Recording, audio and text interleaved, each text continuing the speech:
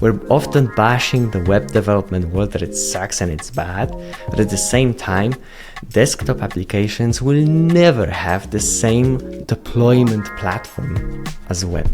Like web is perfect for this. You have a sandbox environment, you throw in an application, well, all I need is a URL, I go there, everything is there, it's perfect. I think it's a bit both my sort of personality, but also when I'm inviting people, I just want to hear what they think, almost like uninterrupted. Well, I admire your tenacity because I'm sure it must have been discouraging to get the first rejection.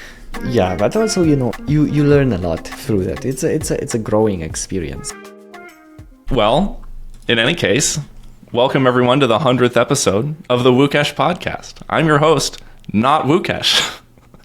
I'm very glad that Łukasz gave me the opportunity to host this 100th episode, which by popular demand is an interview with Łukasz himself, the host of this podcast that, from my perspective, has just come out of nowhere with the most incredible guest list that I could ever have asked for any programming podcast.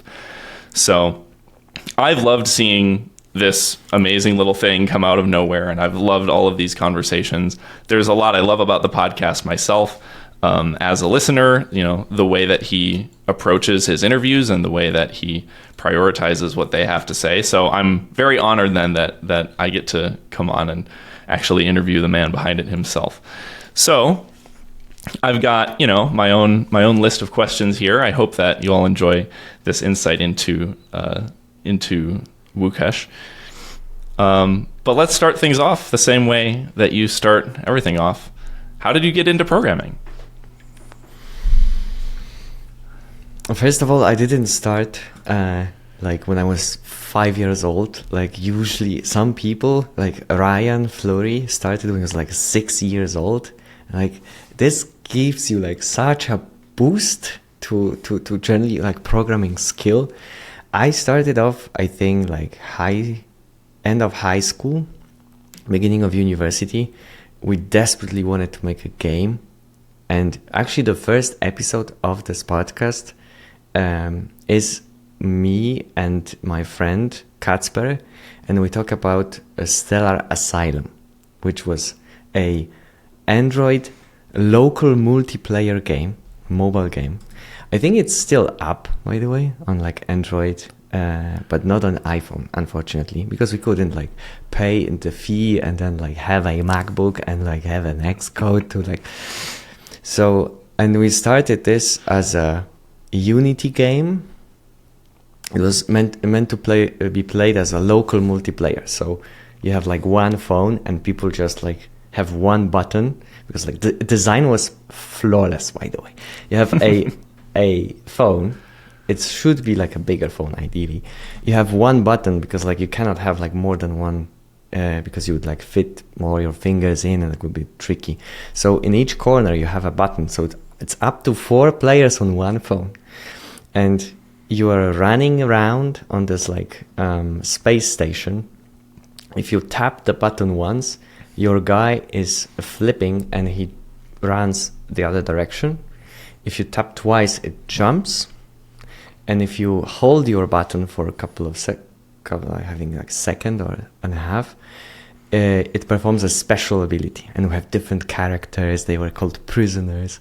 And it was all super cool, really. It was a C# Unity game. So it was like my first programming experience was C#. And yeah.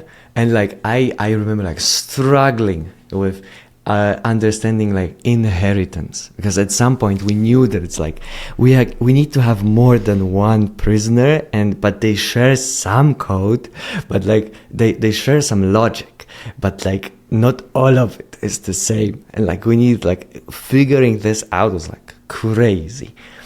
And yeah, this code is like has so many gems. It has a script called Rotatos Potatos, which slowly rotates the space station. Okay. It has all sorts of swear words in the in the code itself. It's perfect. It's beautiful. Hi everyone. Let me take a break to thank members of the show who made this conversation possible. Members get earlier access to videos, including longer unedited footage from live streams, as well as they're invited to our private Discord server. If you want to support the show, there is no better way than becoming a member on YouTube or Patreon. Thank you so much. Nice. So, and who again were the folks that you were doing this with, or was this a solo project? So this was three main people. Two of my friends from high school. Kacper Leśniak, who is now a game developer in Copenhagen. Nice. And Kuba Gwizdała, who was recently in Switzerland with me in Lausanne, but he came back to Poland now, and I kind of came to Switzerland after him, sort of. Now he left. Kuba, how dare you? So Kuba, interestingly enough, because we were both, all three of us were programmers, but Kuba handled the art, and Kacper was on the design and programming, and myself was like also more on the programming side, less on the design, but still. So three people, and then our fourth friend joined to do the music, which was really cool. Yeah, that's awesome. So you mentioned a couple things that I think would be good to segue into now. Just a little bit about your personal life. Where are you located? You know, where'd you grow up? Where do you live now? What's that, whole situation? I am from Poland. I am Polish, and a couple of years ago I left with my wife and a dog to come to live to Switzerland, and we've been here for 3 years now. Yeah, but we are very close to Poland in general, so we kind of one leg is still, let's say, in Poland, really, because like every now and then when we come back, it's either for Christmas or Easter, which is a big thing in Poland.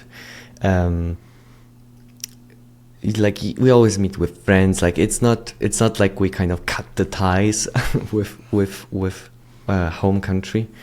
But Switzerland is also a very unique place in the world. It might be more like, I guess, like for everybody who's like American, I guess like you always come to Europe, you never come to a particular country. It's always visiting Europe. For us, it's super weird because when you're European, there's so many like differences in each of the cultures. Like we are so like connected to like one of them, but like we see so many differences with the other one. So I don't know to what extent this would be like wild for people, but for example in Switzerland every shop closes at like 7 p.m. pretty much. Like you can get anything done after 7 p.m. Like everybody has a break. It's like that's it now. It's like it's end of day. So like, and all services, everything like that. So like there's lots of like weird Swiss things that for me are like this shouldn't be like that, but here we are. Yeah. So what brought you to Switzerland then? Was it for work or something else? I don't know. I think it was like a combined couple of things. One that like I grew up. First of all, I'm from Kraków, which is an awesome city south of Poland, and it's not Krakow. Okay, it's Kraków. It's Kraków. That's the proper pronunciation. I'll add that to the list of pronunciations I have to correct. I'm not going to go into history, but let's just say Poland wasn't on the map for some time. And the German pronunciation of Kraków is Krakow. So it's not Krakow, it's Kraków. But anyway, I was born there. I lived there pretty much entire life. So at some point, like this sort of sense of adventure, like call of adventure happened, and wanted to see how it would look like in this, like, a wider world. And also like there's a bit of a, I don't know, like a inferiority complex in Poland. Like we always want to be to like West, you know, like the Western Europe. It's aspired to, you know, since like Soviet times. It's really visible and there. Like obviously, like if you come as a tourist now, you will be amazed. Like Poland is awesome, but for a longest time, you would feel this like sometimes it would be more on the resentful side. Sometimes it would be more like wishful thinking. Like, oh, we want to be like West, you know, we want to be rich, we want to be like properly located, like have some sort of respect on the like European and world scene. So some of that probably was also like, hey, let's see the wide world and move somewhere to the West, you know. Sure. Well, I am curious about your day job. Do you have a day job? Are you a, you know, professional programmer doing a podcast on the side, or is the podcast what you do full time? Yeah, I have a day job. For everybody who thinks that this podcast like is enough to like financially be, you know, stable, the podcast is not making any money. For the most time, it was actually like losing money. So now we're almost even with the podcast, which is a great achievement. And huge shout out to everybody who is members, who is a member of this show, a supporter like Ben, for example, either on Patreon or YouTube, because this is what these people are pretty much making this show at this point. Like I wouldn't be able to keep up for this long if it wasn't for members. So huge shout out. So yeah, podcast is my side thing. I have a day job. Right now, it's in a company in Bern, Switzerland, which I'm where I live, and this is a medtech company. So it's a relatively small company. It's a smallest I worked at. It's 60 or 70 people, and it's medtech, meaning a combination of like technology, software, but also hardware, and of course like medical field. So the particular thing that I'm doing at work is this machine that's called CAS, C-A-S, CAS-1 IR, which is an application for a procedure called tumor ablation.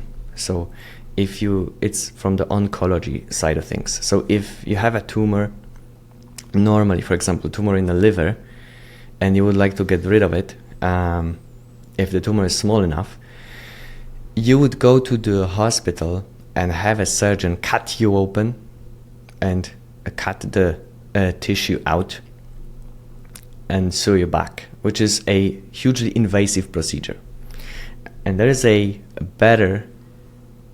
nicer and better solution that reduces the time you need to basically, it's called tumor ablation.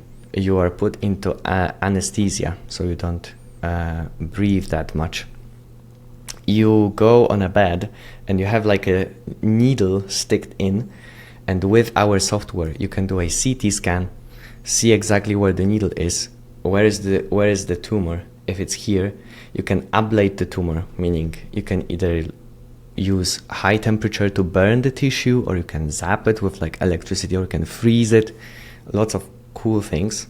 And then you only have this like needle that went into your body and goes out, which is way less invasive, and you don't need to spend much more time in the hospital afterwards. And as you may imagine, if you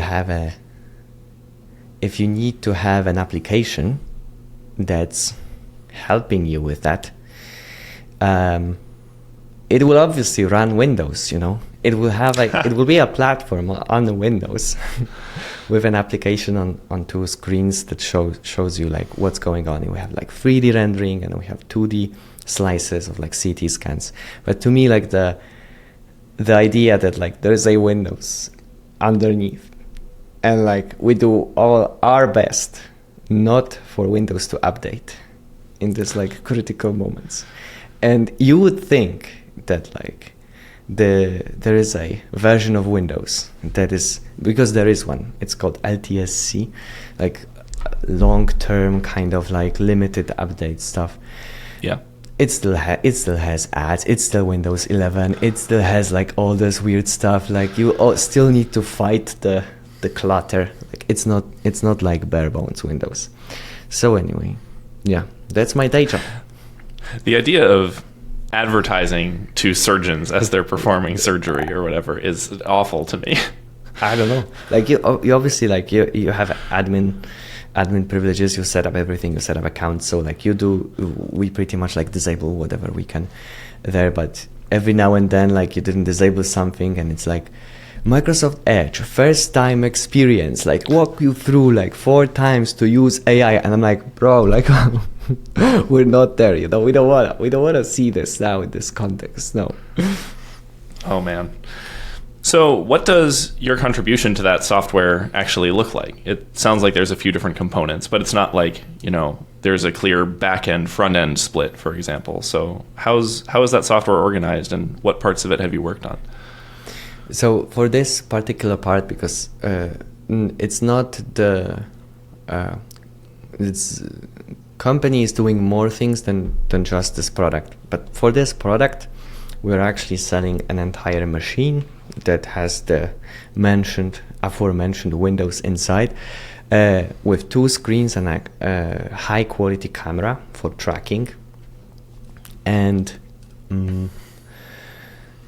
depending on what you want to do, you need a couple of applications to do it. So for example, you can receive data like DICOM data. DICOM is a standard, medical standard for files and for network communication. So there are various components in terms of like even like certain processes, like a couple of processes that are there running, but also there's a couple of applications that are used to configure the machine itself, like connection to the hospital local network and stuff like that. So I actually joined like half a year ago. So since this is a smaller company, you don't get to do like, oh, here's a 4 months onboarding to our software. Like we are pretty much like was onboarded day 1 and started working on an application to configure the entire thing. And now I'm back, and now I'm working at the main application, which is the application that is being used for the tumor ablation procedure, which is a huge beast. 250k lines of code produced over like 15 years. So oh wow, so this is like newer this parts. Goes back farther than I thought. Yeah. As you may imagine, like it starts as a prototype, not necessarily written by most hardcore software engineers. So there are parts that are interesting, and yet you want to have a high quality medical device. You have a special regulation, MDR in Europe. Generally there are a couple of, depending on the country, like US has its own. You have regulations of what can and cannot be done for a device to be considered a medical device. So you need to pass this. There's tons of documentation, and by documentation we don't mean like comments in the code, like we mean like 50-page plus Microsoft Word documents of like with sections and describe everything. So it's huge endeavor. So yeah, lots of fun stuff. Both like on the older side of things. Obviously, I cannot speak too detailed on this, but also like you want to add new features, so you want to add new stuff, new algorithms. Like med tech world is advancing a lot now, and there's more and more applications to use. Like in the field, for example, the medical imaging world is advancing super fast. So there's more and more products that want to be helpful in the medical realm. So what did your journey to this medtech company look like? The two things now that I've learned about your career are making a Unity game with a script in it called Rotatus Patatus, and working at a medtech company with a lot of 3D visualization and complicated requirements and so on. What happened in between, right? How's the journey from A to B? It was very rocky. I need to look up whether people in the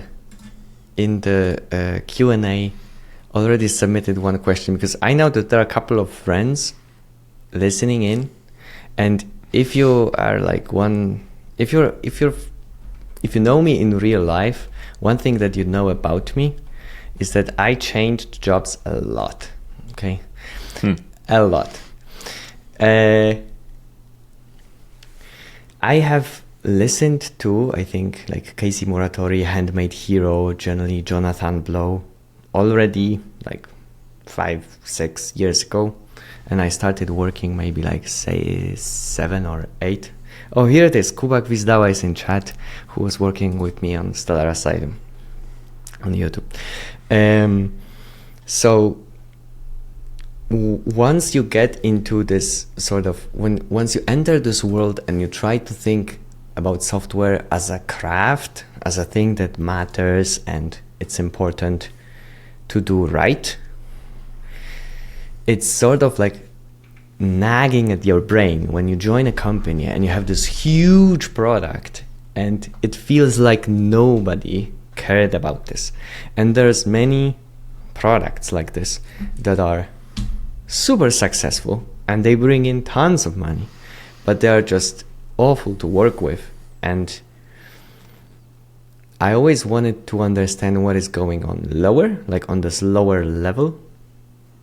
And I feel like when I started programming, it was C#, and then mostly like my first job was, the main product was in Java. And when you work in these technologies, you kind of embrace the programming as, here is what language is giving me, you know, like here's this set of functions and this is the lowest I can get. You know, if I'm working in Java and it's like, hey, file open, or like there's a new files API, it's like, you should use modern stuff, you should call this function and do not question what is happening underneath, because it's actually going to spit out this Java bytecode, and then the Java runtime environment will execute this, so you have no idea what's going to happen. So it's not intended for you to understand this. When you start doing a Handmade Hero, you kind of realize that that you can go one layer deeper, and like you're actually working with an operating system of a computer, and you can harness the power. You have hardware, and for example, you have a SSD storage and you can load stuff, and if this SSD has like 7,000 megabytes a second, then you can read 7,000 megabytes in 1 second. And if somebody says that's like, oh, you're loading a file, you know, it's like 10 kilobytes, so you know, like it's bigger JSON, you know, it's normal that it takes 3 or 5 seconds. You're annoyed because you immediately know. It's like, first of all, it's a lie. Second of all, like people have no idea what they're talking about. They just have these conceptions. So I went through a series of jobs where I tried to apply this, but being in this high level kind of environment, like work, high level meaning, you know, if you're running on a JVM, generally speaking, you don't often get to do much stuff. Like the optimization would be to take a look what garbage collector is doing. If you're working in a company that runs with microservices, so they have like 1,000 microservices, you're using like a common shared framework, which is like either like, if it's JVM, there's like Spring or Micronaut or Quarkus. You don't get to do the fun stuff. Like the fun stuff is happening in the framework. So I was trying to find a way to do the cool stuff in work.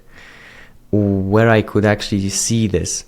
And I think over time, I started to graduate towards like more low-level work in general. Not necessarily that like I am by far higher level than most people on the podcast. Like I am not capable of doing like raw reading assembly, you know, x86 64 kind of, like I'm not at this level. But at the same time, I kind of understand what is happening now on the operating system level. So when you know about like, hey, this pop-up dialog, is it actually making a frameless window or is it a widget in your UI? You know, if you know the distinction, it feels like you have superpower, you know, like it literally, you can be the person who will understand this and fix most of the issues in your application. So yeah, I mean, tell me more about that superpower and where it's showed up for you in your work. You know, this is the dialogue, the application that we're using in my work currently is a Qt-based application. So this is the ability to recognize that you have, let's say, a couple of layers too many of frameless windows at the same time with transparency is just a remark from today, you know. It's it's a realization that happened today for me. So now with the ability I have now ability to fix this because I followed Handmade Hero course in the past, and I just know what is really happening on this like Windows layer, on the operating system layer. So this is, for example, super useful. And generally speaking, if you want to go down the stack and understand why something is slow, like at some point you will reach this level. And you know, if you're doing Python scripts, for example, and it's an okay world and an okay job to do Python scripts, but you will not be able to go down to this point. At some point you will be like, hey, I'm adding these two numbers, and like that's the fastest it can get, you know. So for me, like from C# and Java experience in my first work, I was doing even like data engineering and a Polish company called Allegro, which has a similar model to Amazon, which was super fun, by the way, to do Apache Spark batch jobs on like to take up 1 terabyte of RAM to do something is fun for the first time to do it, and you're writing Scala and it's fun. But at some point you realize, like, to call it wasteful is an understatement, you know. It's a lot of I would like to be lower. Like, this is the realization that I had. Like, I would like to be lower to understand and have the ability to tweak things on a lower level, so that I have the more ability to learn about the stuff, what is happening underneath, and then use it. And this is what led me to sort of more like C++ world where I'm at now. Yeah. How did you find out about Handmade Hero in the first place? Because you've mentioned a couple times now that was very influential for you.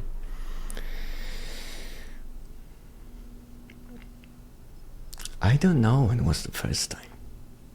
I feel like I was always one of the lurkers in like Jonathan Blow videos or like Casey videos.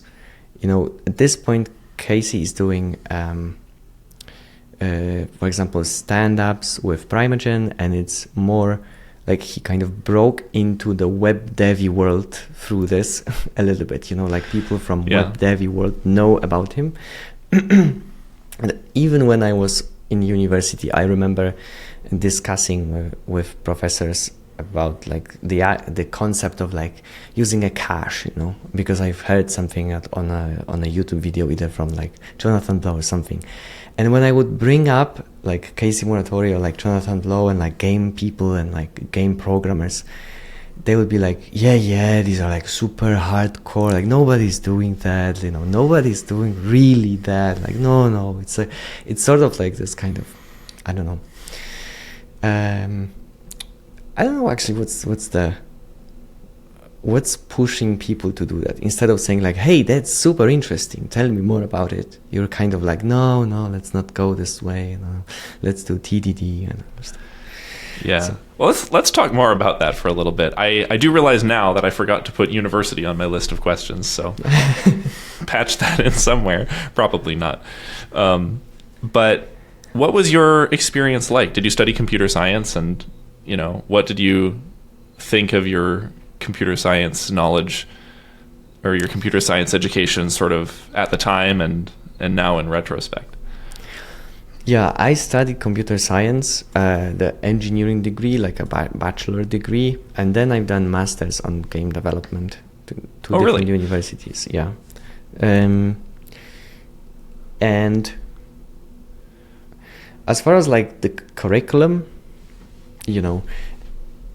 I remember when I was a student that I so many times thought, I will never use that. Why they are boring me with things like, compilers and grammars and like formal grammar of a language and whatever.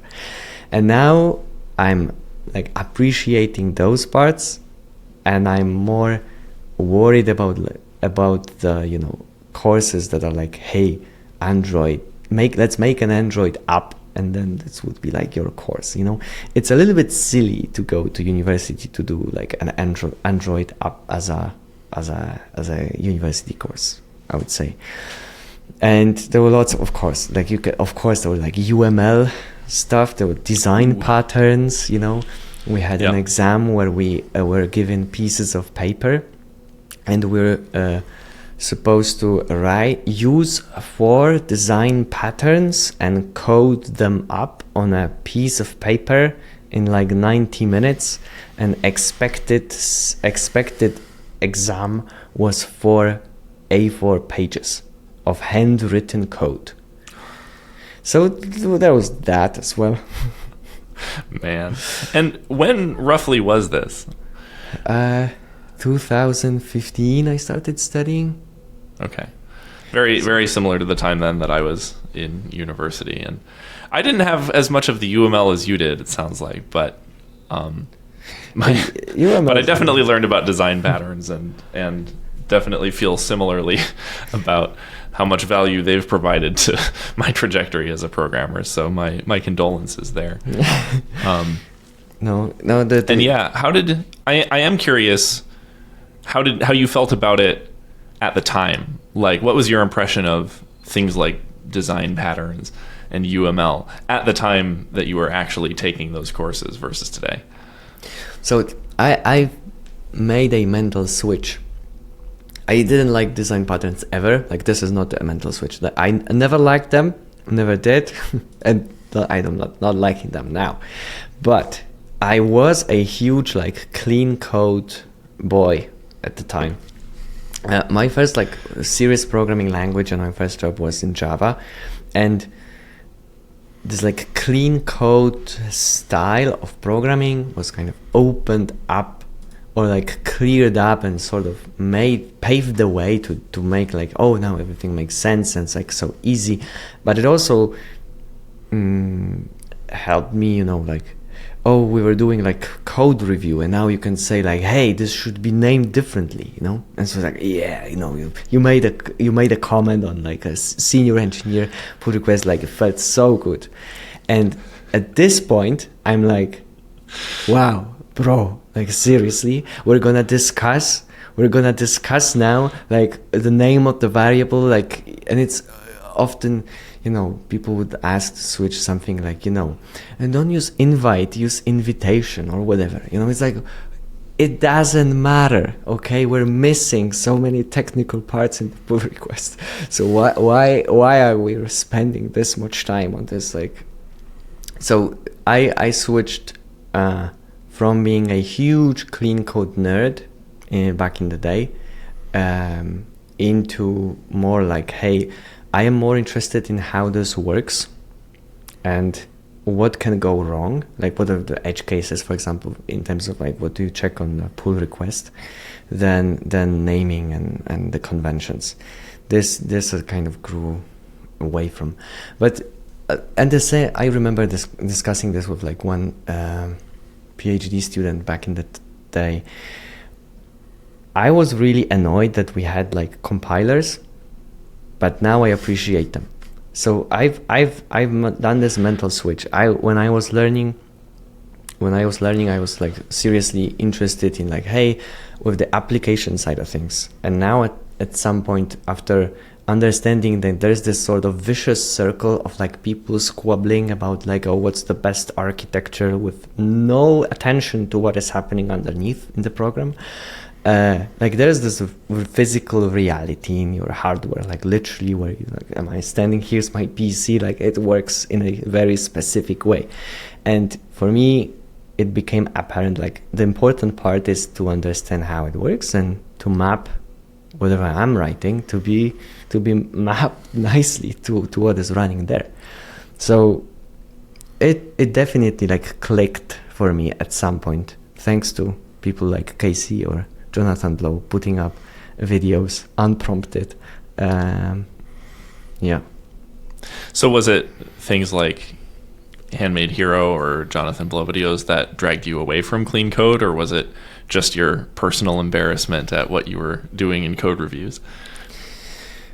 I don't know, actually. Like, I don't feel like a particular moment, but I feel like over time I realized that like there's never ending discussions in pull requests about like names of the variables. It's just ridiculous. It's just waste of our time. It's like both sides. And then, you know, when you're doing anything with cloud, you're invited heavily to do certifications. And have you done any of them? I have not. I am not a certified cloud programmer. So I am cloud architect. I think at this point my certification might have expired, but I was a professional data engineer, Google Cloud certified. And you know, like there is a point in time when you realize that when a company is doing something like that, it's not necessarily because like you're a great engineer. It's because it sort of ties into their financials, and they want to like certify people and have them like wear this badge of honor. And then you go to this, if you're doing the certification, you'll realize that it's not at all about engineering. It's about using their products and keyword matching, like pattern matching. It's like, oh, if it's unstructured data, use this name of the service we provide. And if it's structured data, use this service. It's like, if it's SQL, this, if it's no SQL, that. It's basically ridiculous. So I feel like this was one of the points that I remember when I was like, hey, like I don't feel like I'm doing anything productive here now. Like I'm learning how to use your things, but I have no idea how they work under the hood. I have no ability to change that. I will never have the ability to change that. I am completely 100% at your mercy. If it will not work, I will be just doing nothing in my job, because like, hey, we have a service outage and it doesn't work. So I didn't like that. It's at some point, like I think this is one of the key things that started to like drive me away from this mindset. Like I don't want to be dependent on these services. Yeah, that makes a lot of sense. I've felt similar pulls myself, as you know, the DevOps engineers at the company were getting their AWS certifications, and the company was just sort of endlessly parading from one AWS service to the next, even more managed AWS service for to me very dubious benefit, you know, where you start on EC2 and then you run Kubernetes and then it turns into a huge disaster, and then Amazon swoops in with the solution. Aha, but have you considered our managed Kubernetes? And then you switch to, and you know, it can keep rolling forever as they keep selling you problems and then selling you the solutions to the problems. So one of the companies I worked at called Allegro, which is a awesome company. Like, it's a Polish company, so it's not well known outside of Poland, but it's a most high-tech Polish company ever. Like, at this point, they have, because they acquired other companies in this like Central Europe, they have more than 4,000 people. When I was there at the time, it was more like 2,700 or so engineering. And they were awesome company. Like, they started 20 something years ago. It was like in a garage, like PHP site to do auctions. Like, you have something to sell, you wanna put it on the auction, and at some point, for some reason, they gathered like most like high-tech people in Poland imaginable, and they turned this into like a huge beast of a microservices, which like still like the technology there is really nice, but it's again oriented in the webby world, so it's difficult to judge. But high techness of the company at some point like doesn't really mean the same.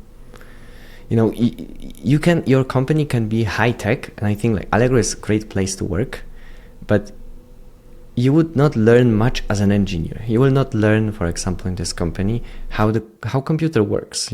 At some point when you're doing this, especially in the web dev world, you will run your service, and if it will choke on memory and you'll see like 80% of memory is taken, then you will add an instance. This will be a way of solving problems. Like, we need to add more instances, and at some point, weirdly enough, like the number of instances is your badge of honor. We have this main service, it has 300 instances. How cool is that?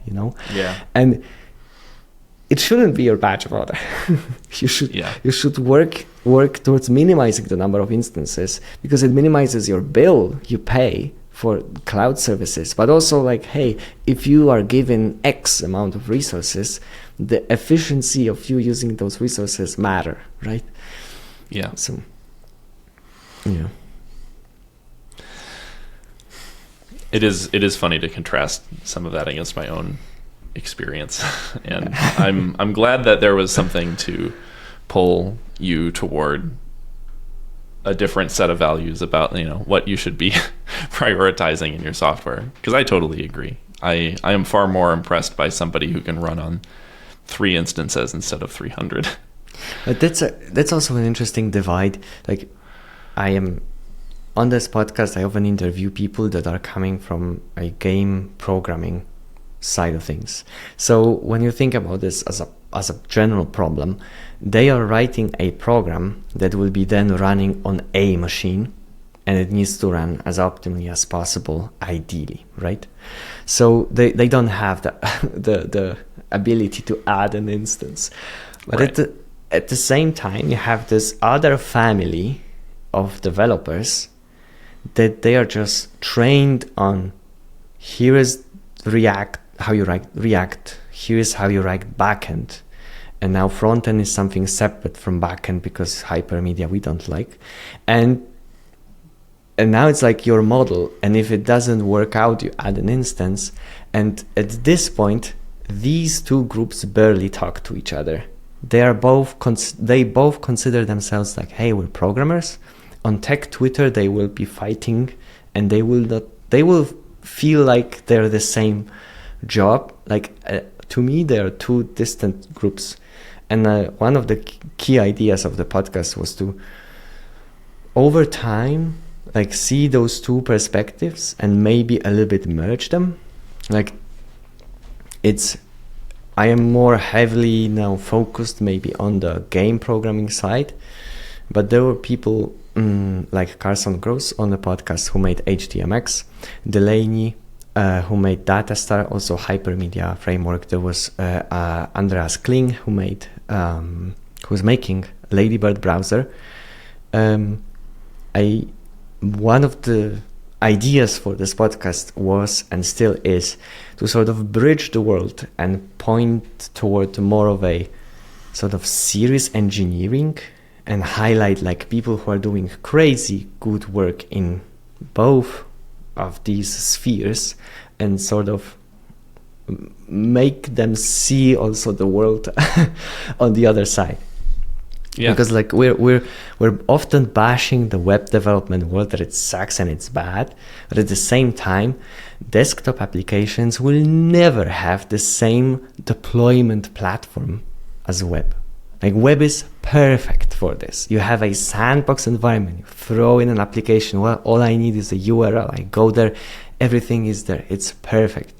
So if more people would be on the side of, you know, trying to figure out how to bridge those two worlds so that, you know, kind of move a little bit of knowledge how things work from the game programming side to the web dev side, but also the other way, I think it would be nice. Like I think this would benefit everybody. Yeah. Well, let's talk a little bit more about the origins of the podcast then. Because what strikes me as you explain that is, well, but when it started, it was called the Game Engineering Podcast. So, you know, let's talk kind of about the origins of it and what prompted you to get into podcasting in the first place.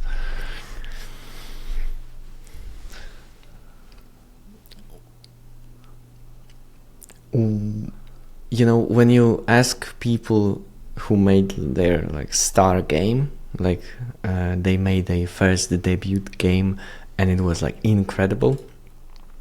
So very often they would say that they wanted to play a game, but there was no such game on the market, so they made it.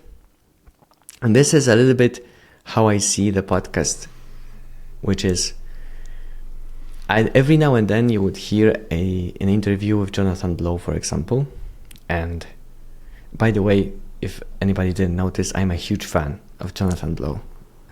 As an interlude, I'm ashamed that I've been rearranging my office and my like witness puzzles that would normally be up on the wall are not currently up on the wall.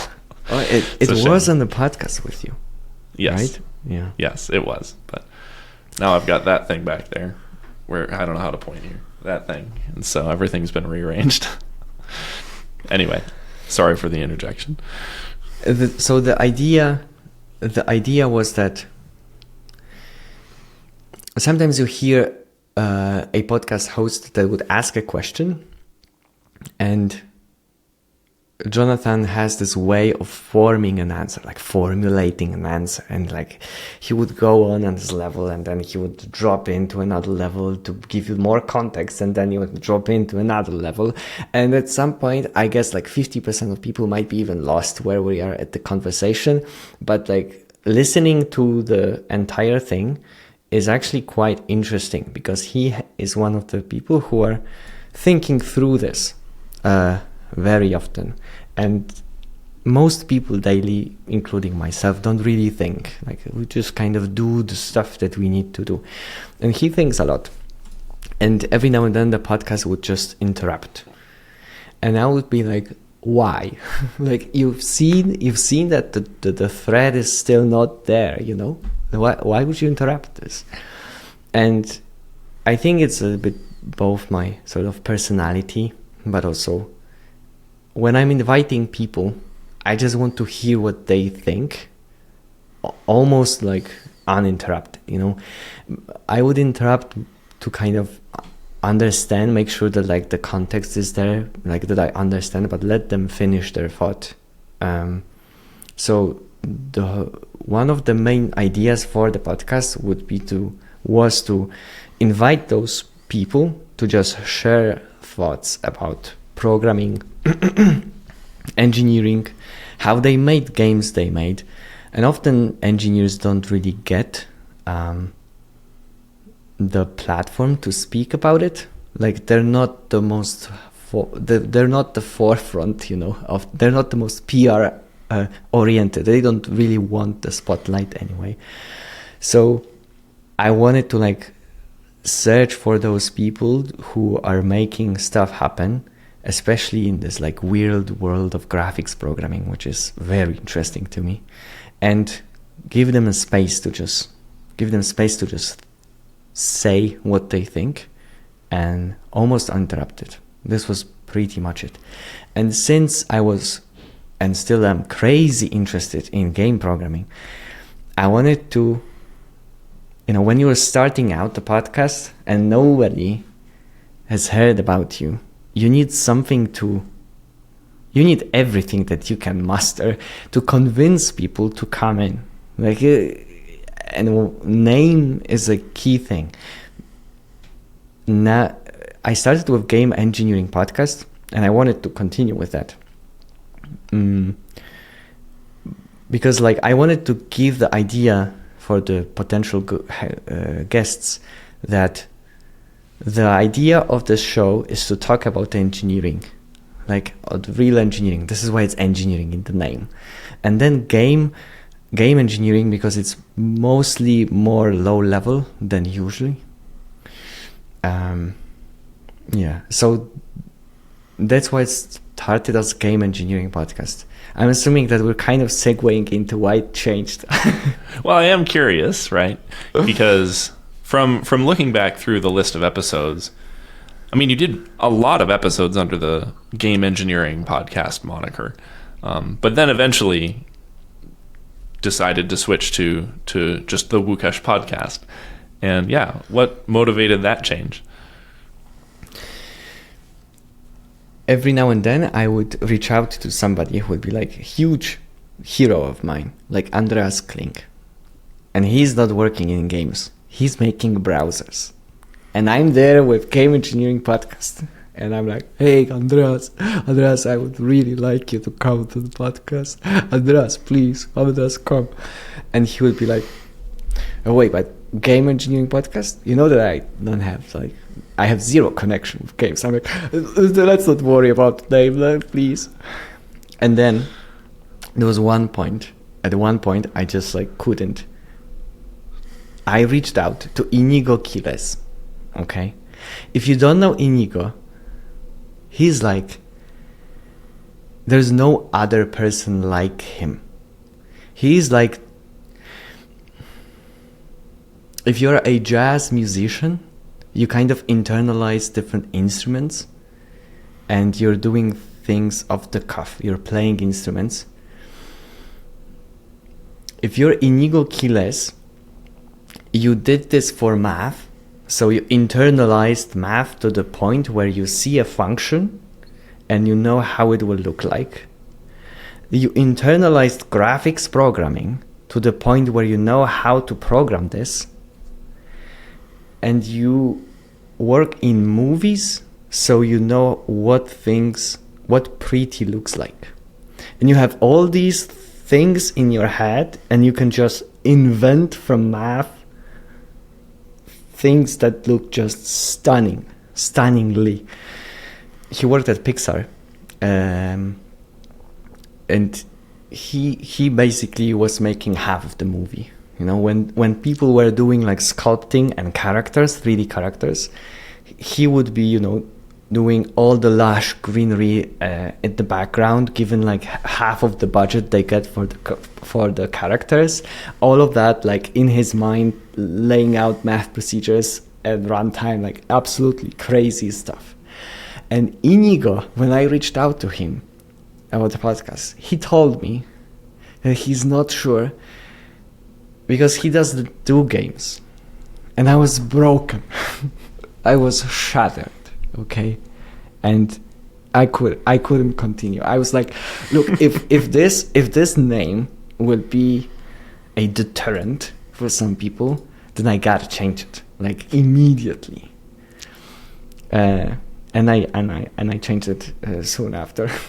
I don't know whether Inigo actually showed up on Game Engineering Podcast or was it Wookash Podcast, but soon after in this area, I changed it to Wookash Podcast. And Łukasz is just pronunciation of my name, but normally, Lex Friedman has a Lex Friedman, his name. Joe Rogan has a Joe Rogan podcast. I couldn't have my name spelled out as if it's written, because nobody would be able to pronounce it.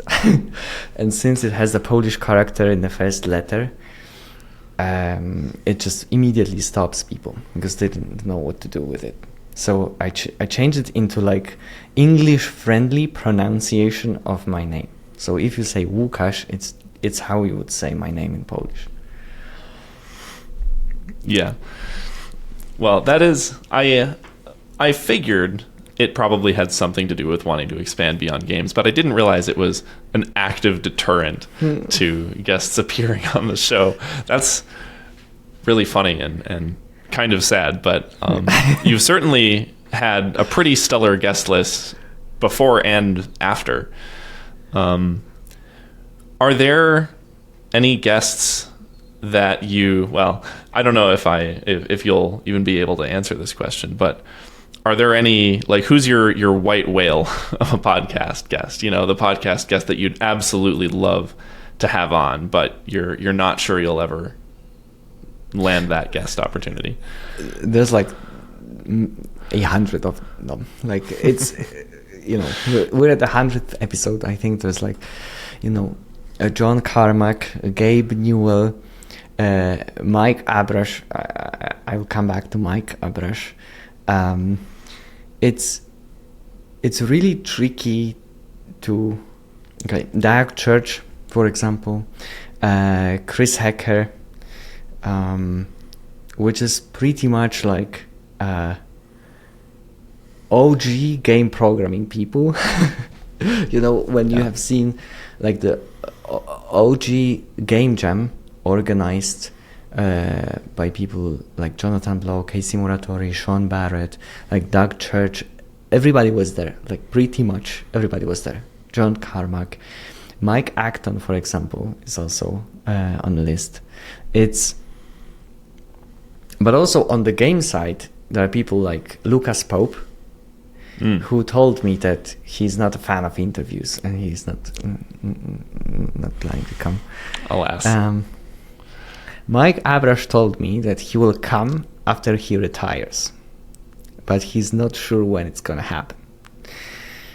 So that's a very future maybe. Okay. You've got to keep the podcast going for a while then. But interesting story maybe.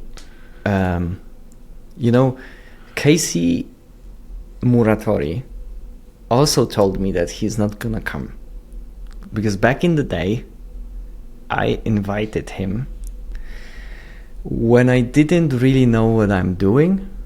Like, it was very early and I didn't know how to do it. Okay, there is an art, I think, in the way you reach out to people. And in the beginning, when you're doing anything, you're trying to do something and hope it will work out.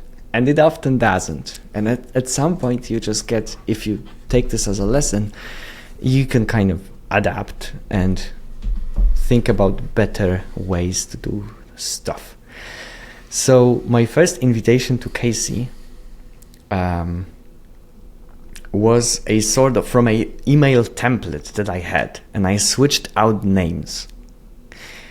If you want to invite somebody to your podcast, you want to make it personal. You don't want to have like, hey, name. I would like you, like, it needs to show that you know what you're doing. So I think I've always looked up to your contributions in industry name here. Yeah, exactly. So Casey actually declined, and I worked up my courage like 8 months later, I think, to do it again. And I sent him like this giant wall of text, like this giant, like, here's what I think we could talk about. Bam, bam, bam, bam. I spent like 3 hours on this email. It was crazy. And Casey responded, okay, but we need to take like 1 or 2 because it will be too much for the one podcast. I sent him like five paragraphs of like what we can talk about.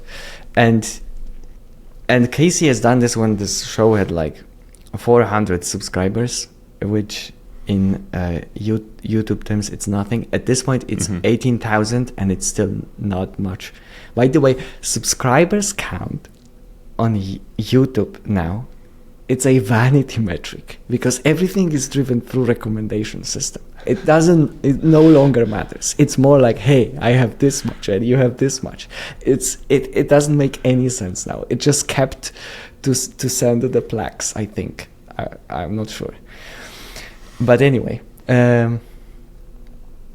so Casey actually was invited twice and first declined and then agreed. So I hope that there are people who initially declined, but maybe after some time will also be willing to join.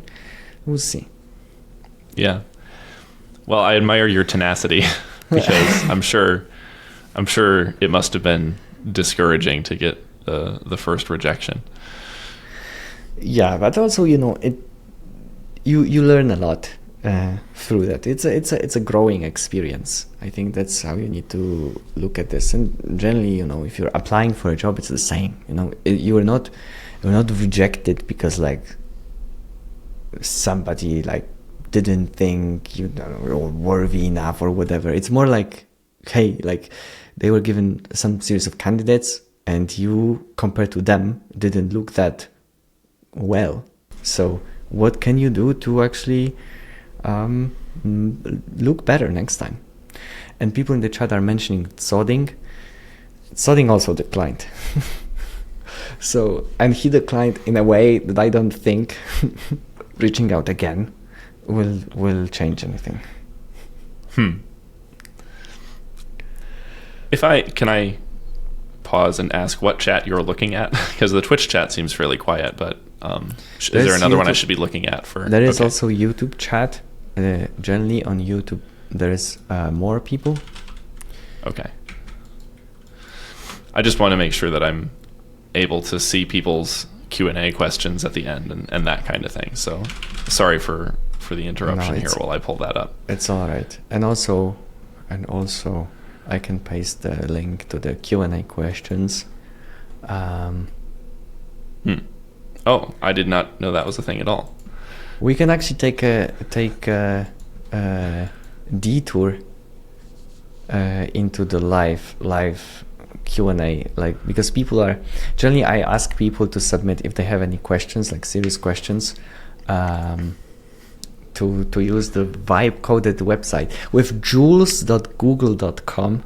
Now at this point I think Google abandoned this tool, but I vibe coded this, and I'm using like free tier on Firebase. So we only can use it after like 10,000 read or write requests. We have like quota maxed out for the month or something. So it's perfect for this show. But when Primogen rated the stream, when I was doing the stream with Jonathan Blow, I pasted the link and it's like, bam, 10 seconds, don't work. Well, you get what you pay for. All right. Well, so I do have some other questions of my own, but do you want to just have a few audience questions then and then go back into it? Or I'm sorry to say this is actually the first one of these live interviews that I've watched because they're in the middle of my workday. No, that's all right. I think we can actually take a break, do a bit of a review of the questions submitted there, because there are some couple of them that are duplicating the ones that have already been asked. So some of them I'm going to add. I kind of want to do a lightning round of small questions toward the end. So some of these I will let you do it. Okay, it's your show. I'm not the boss here. So you decide. But I can actually take a look at what motivated you to start the podcast. Mark has answered. Yeah. Which cuisine is better, Polish or Swiss? I will leave this for the lightning round. I just wrote that down for the lightning round at the end. Does Łukasz program? Yeah. I hope we've conclusively answered that one. Yeah, Marcus answered. Although this very website was vibe coded, I generally do program, and I enjoy programming a lot. So, no, I will then leave it up to you. However you want to do it. We can also do just a normal break if you want to take a look at the questions in a moment of peace. Tell you what, if I could just like step away and refill my water bottle and stuff, and then come back and resume this, I would actually appreciate that. Okay. So then let's take a break. Just a couple minutes, and then I think we'll be right back. Okay, I will catch up on chat in the meantime.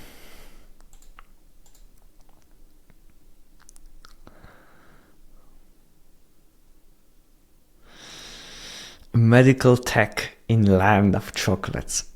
That's perfect. I'm gonna steal that.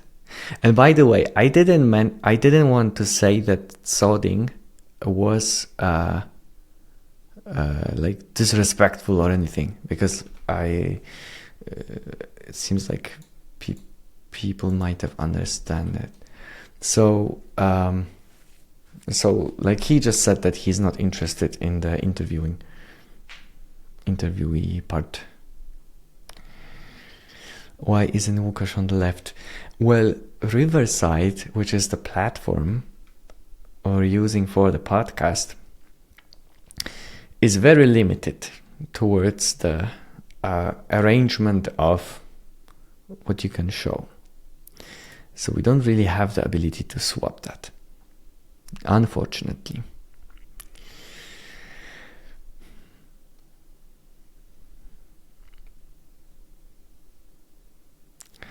Everybody asks, does Łukasz, but nobody asks, how is Łukasz? Sad face. Why are you using Riverside instead of OBS? If I were streaming alone, I would definitely use OBS. I am actually using OBS for virtual camera. But if you are inviting people and people have different setups, including there are very different setups. And generally speaking, if you want to invite somebody, you don't want to ask them to kind of do some weird tech setup. You want to send them a link to join, and Riverside is perfect for that. So if I would be streaming solo, I would definitely use OBS, but in this case, it's this Riverside platform is perfect. And back in the day, we were using the Google Chat, Google Meet. Yeah, I was very pleased when I first, when I did my interview, that it just does all the recording automatically, and that I didn't have to worry about my own OBS setup with probably a risk of the wrong microphone and whatever other. Yeah. There's so much that can go wrong. So yeah, that's a great solution. For example, here's a perfect example why web can be just stellar. This platform, Riverside, uses the browser API to locally record the video and audio, which means that after this discussion, I'll get uploaded to the Riverside server the local recording of both my end and Ben's end. So I have as if he was recorded, because it was recorded locally. So zero like streaming artifacts. And if for example, somebody's internet was glitchy for a sec, like it still stays because it was local. It's perfect. Like it's crazy good solution. That's almost the only thing that I will say that's great about the Riverside. Unfortunately, like they're heavy into like, oh, new features, AI, let's go, editing in browser. And this part is like, but this part of like, hey, here's a link and it works. It's perfect. Well, are there any other chat things that you want to address, or should we get back into it? No, I think we can get back to it. I'm actually feeling the throat, which is odd. I usually don't. Well, now you need to take a break, and I have to entertain chat. No, I still have this, so it's all good. But I'm feeling that it's actually the talking it happens. Yeah, it's funny. I suppose you just don't do that much of this, actually. Yeah. I will say, back to an earlier thing, the very question that I interjected on about Jonathan Blow and stuff was the thing where you talked about the thing that makes my podcast special, and the thing that I wanted in a podcast was that I never interrupt the guests. So I apologize for that. I'm ashamed. This is why Łukasz hosts the podcast and not me. That's all good. All good. So I wanted to go back to one of the things you said motivated the podcast, which is about wanting to kind of bridge a gap between like the game space of these serious engineers who are doing this really good work and kind of the web space, or maybe what you saw from your professors where they kind of think, oh, that's only super hardcore. Nobody's actually optimizing for the cache. Nobody's actually doing that kind of hardcore engineering. And that being a gap that you want to bridge. I guess I have a couple questions on that note. First of all, what do you imagine that looking like in a better world? What do you hope that like web devs and professors and so on take away from this? And also, do you see this happening? Are there places where you've seen that kind of thing, where you've seen that bridge be crossed? Honestly, at like 100th episode mark of the podcast, I am starting to... So there are like various ways that we can take this. One part is, for me, this podcast is educational. And if it is not educational and it's 100% entertainment, then I wouldn't like to do it. Like if the educational aspect of it is lost, then I don't think it makes sense to do it anymore. At least in my head. I wouldn't... there are other people that are doing entertainment podcasts, and I think it's perfectly fine. But for my head, it makes sense when it's educational. Which is, I invite people who have done terrific job on the products that they worked on, and they get to share it. Now, after... let's say this large bulk of episodes, there have been... the impact of this podcast is always surprising to me. There are people who find it very useful and refreshing because it's a different thing that they've used to hear from engineers and generally like best practices kind of internet blog posts and whatever. So this part definitely is there. But I think I'm starting to think more and more about what's the end goal of this education side of things. Because generally, I think podcast is still doing a great job of, hey, you're there on a train and you don't want to listen to, you want to listen to something that it's maybe more meaningful, and you have like 30 minutes to spare, and you don't necessarily have a computer in front of you to like code or whatever.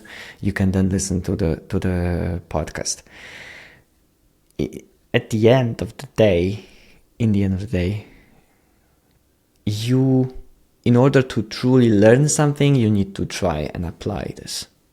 So there's some parts that podcast will never be able to fulfill.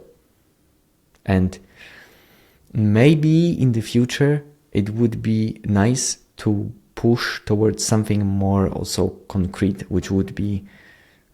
This is why you can see that recently there's more like live coding sessions on the podcast, which would be more like an invitation to say like, hey, here's how the stuff that we often talk about, here's how it looks like applied in this sort of maybe isolated environment, like that you can turn on and have like 90 minutes if you're in front of a computer, and if you attempt to do the same, you will see something, you will see the results or something like that. So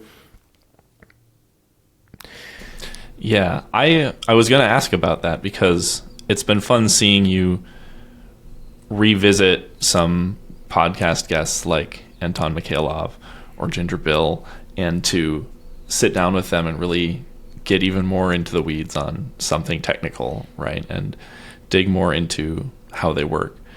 And I find that really fascinating and really interesting, and a nice compliment, I think, to the just conversation that you have with these people.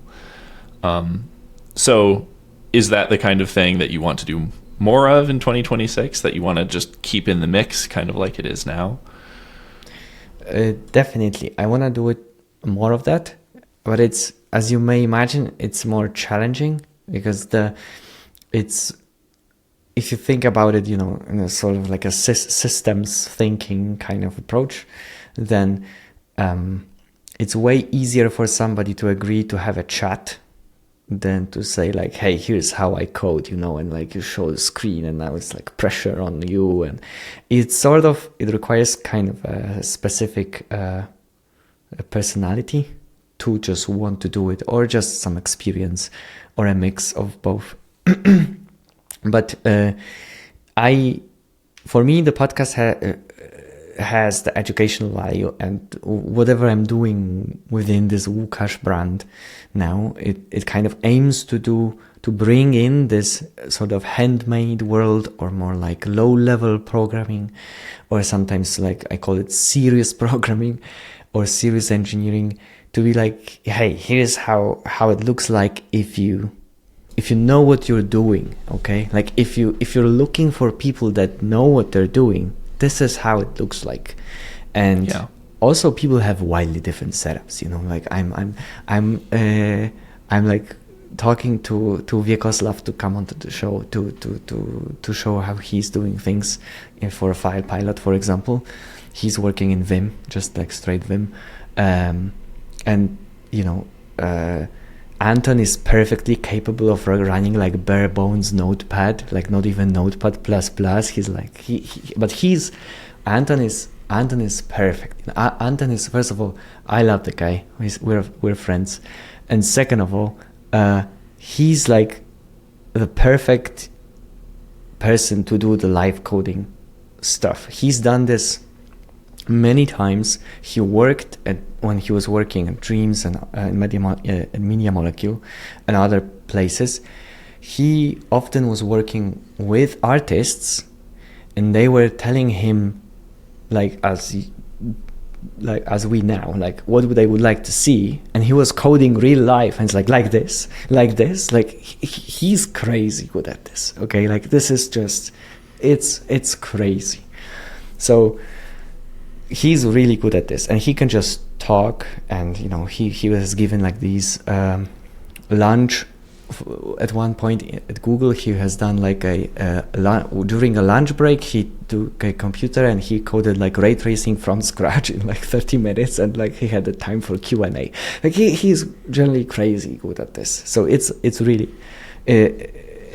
like a perfect match for this kind of show.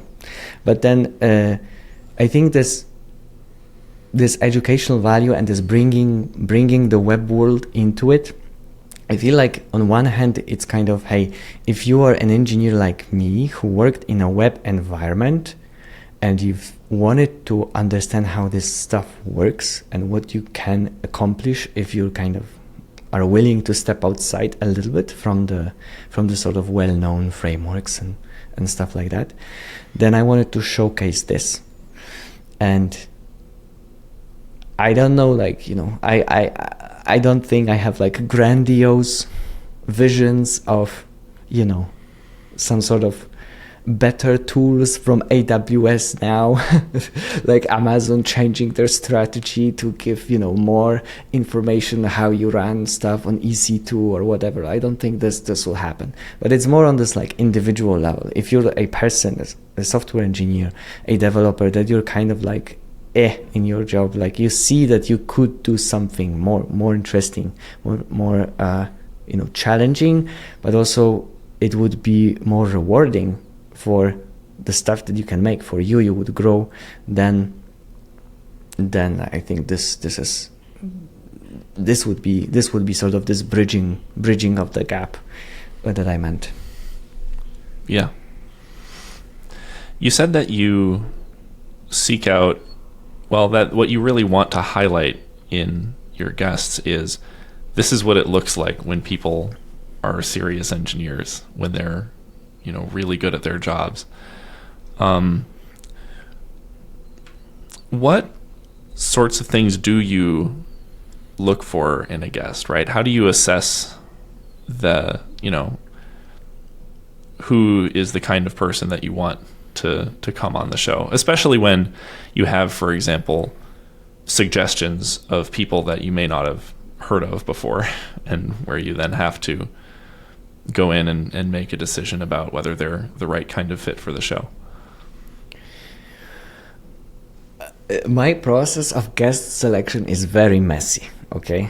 I have this one spreadsheet, and at this point it has like 7 pages, and all of them, they have the same. It's like guest recommendations, not even like external guest recommendations, but the ones that I would like to invite.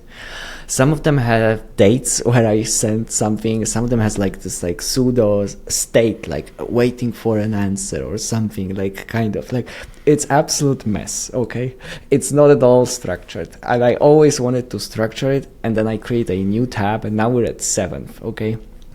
That's like, it's not really going that well, the structurization though. But once you start, if you were to take, on tomorrow is Saturday, if you were to take 2 hours on Saturday, and you'd like to be, hey, let's come up with a list of people that I would like to invite. It's also a skill, I think, at some point, to be able to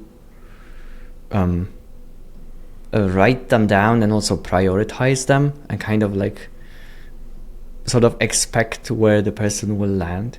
And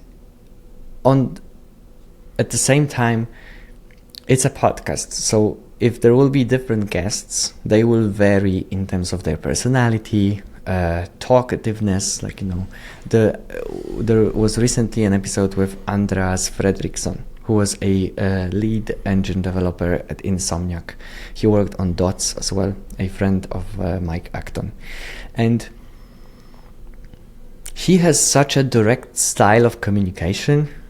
I would ask him a question, he would be like, 2 sentences, stop. And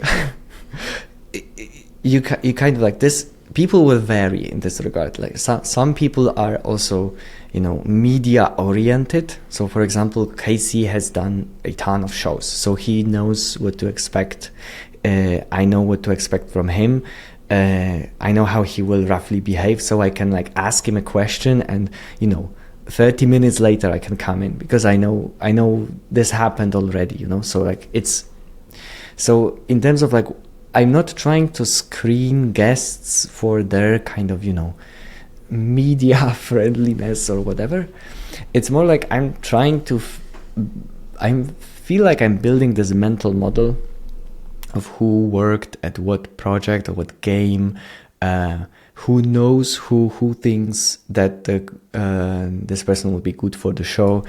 I sometimes ask guests themselves if they have any recommendations for the people that they have worked with. So at this point, I receive a lot of recommendations from members on the Discord server, from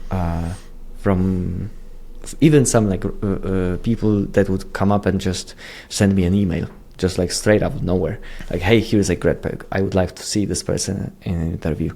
And I've done this a lot. I would look up this person, and even though every now and then this person would not like fit, meaning if you take, John Carmack, Jonathan Blow, Casey Muradori, Mike Acton, Doug Church, and you kind of drew this network, there are guests on the show that you wouldn't reach through this lineage, sort of, but they're making something interesting. And from the outside world, I will not always be the best judge for what people think, is interesting. So I kind of accept that, like, in some percentage, if somebody is like recommending somebody and I have an ability to interview him, I'm also just like YOLO, you know, like, it's also like podcast, so it's kind of a platform for them to share what they think, and I'm very happy to listen, especially, you know, if somebody has a different set of ideas or is not, you know, hardcore cash oriented, but also made software that is extremely popular. They're doing something right, and it's a great place to explore like what this right is. Sure. Have any of your guests like actively changed the way that you write code? Like you came away from the interview with your mental model, your understanding of programming shifted in some way? I mean, I think like not personally, like not particularly this person changed about this part, but if you see it, like when I only just changed my job to this C++ world in June, or actually like the interview process was like more like spring last year, and I've had this podcast for like 2 years plus. So this collective, there was definitely a collective influence that led me to kind of wanting to do something more low level. And I feel like I learned that there are people who are trying to find what works in the world and then sort of turn this into software, or like to large extent, like most software development, I think, is more people are spending their time on like architecture, like kind of like fake things, you know.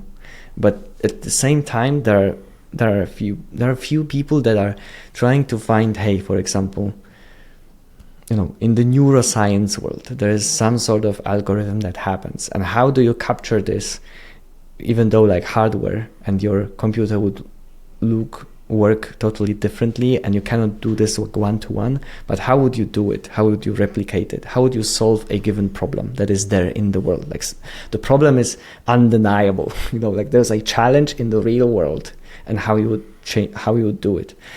So for example, like Ginger Bill is making Odin language, right? And making a programming language is solving a very real problem that people have, at least in my opinion. People want to express the program, express logic in a, in a specific way, and making a language is giving them words to express that. And designing a language, making choice like whether you include this or not include this and how this will work, is contributing to how they will solve this problem. So to me, this is like a serious engineering, you know, it's like there's a problem and somebody is solving it, you know, as opposed to variable names and like inheritance hierarchies, you know. So it's more, for example, Alex Evans was recently on live stream and he talked about the hardware from scratch, like PCB design, like what works where. It's, you can tell just by listening to Alex, you can just tell that, first of all, he has crazy amount of knowledge, and like when I listen to him, I want to be like Alex when I grow up, you know. And this means that I want to learn about the world, how world works, and then use programs to solve things, solve the real problems. So does this answer answer the question?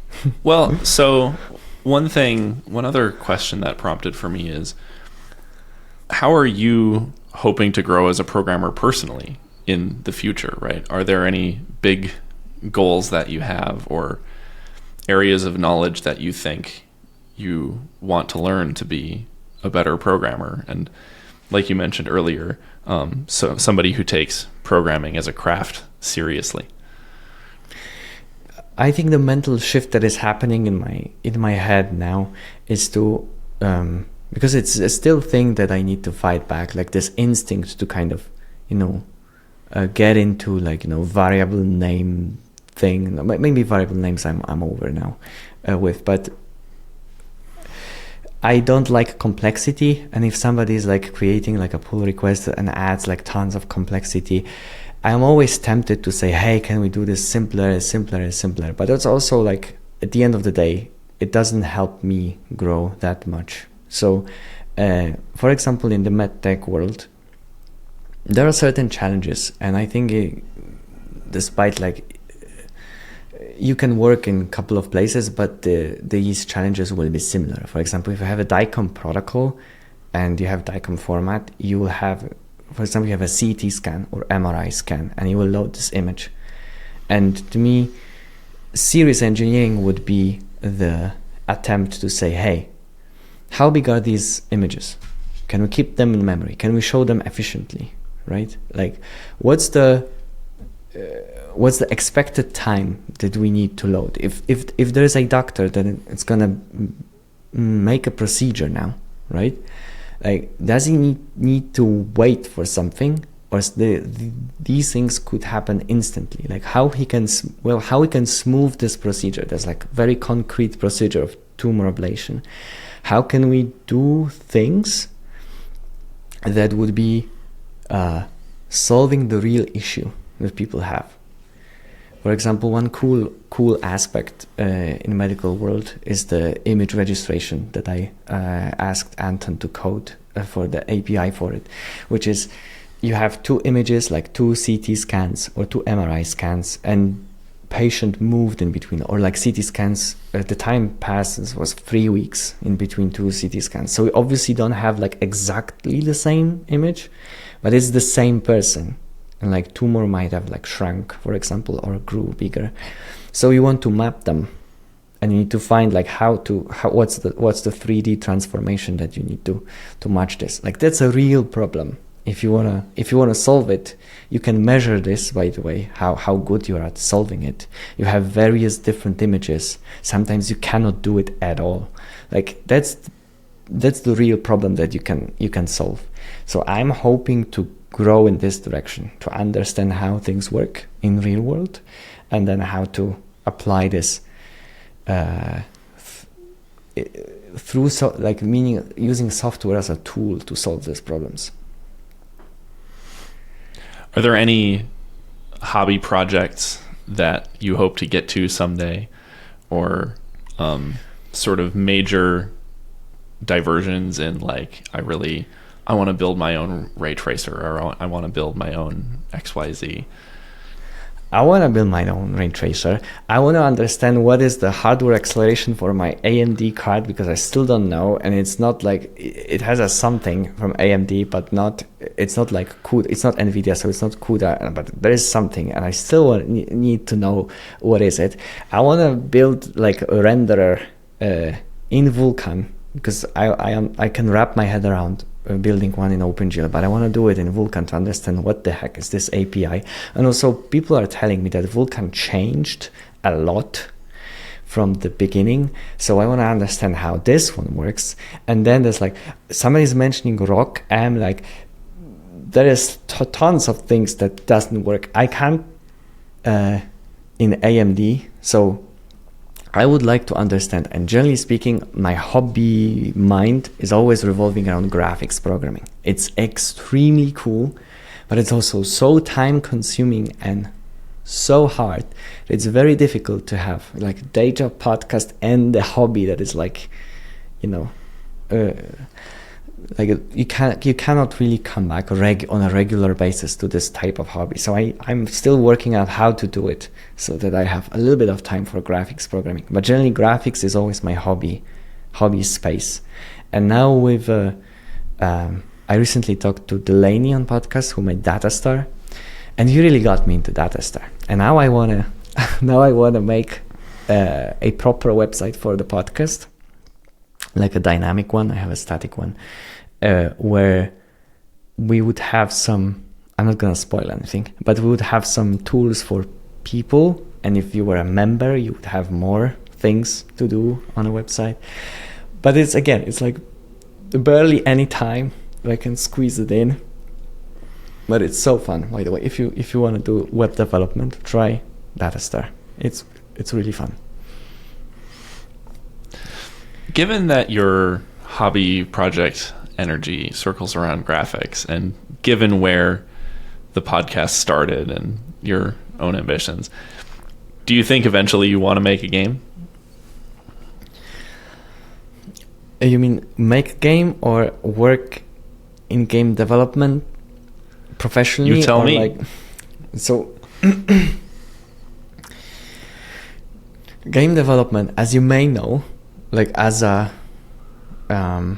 industry, it's rough. It's real rough, you know.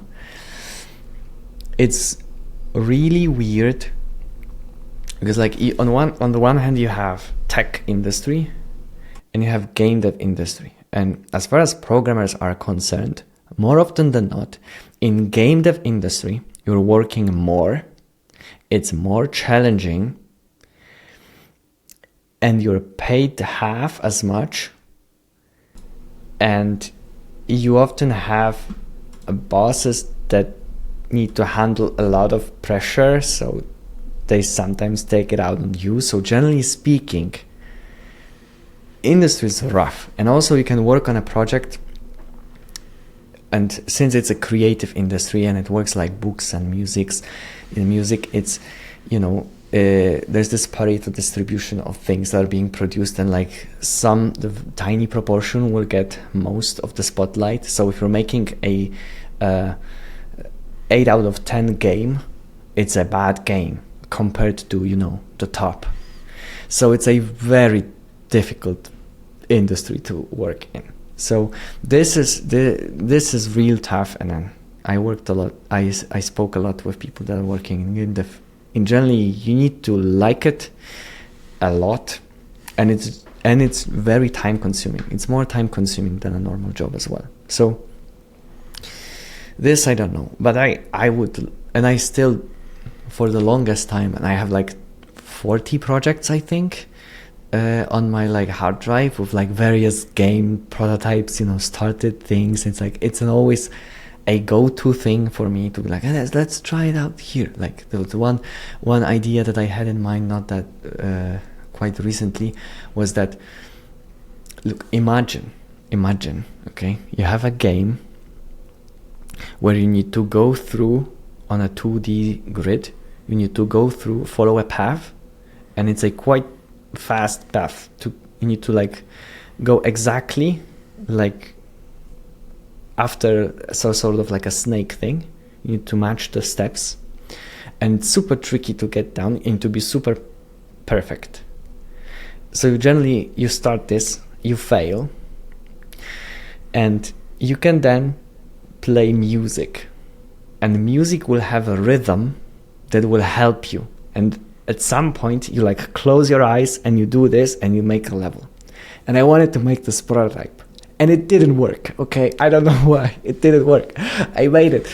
I mean, the game worked, but this feeling that you just close your eyes and you just do this with the rhythm and it works out, it didn't work.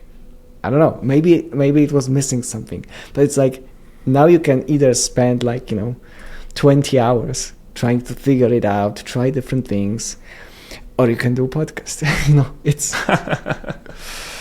It's always this question for the time. But eventually I really like games in general, and game development is super fun. I would love to work on a game. So I think I have just one more sort of serious question before the lightning round. Okay. And that is just, where you hope to take the podcast in 2026, and what you hope the podcast will have grown into, or even beyond the podcast, since you're talking about educational stuff. By a year from now, where are you hoping the whole Wookash podcast endeavor will be?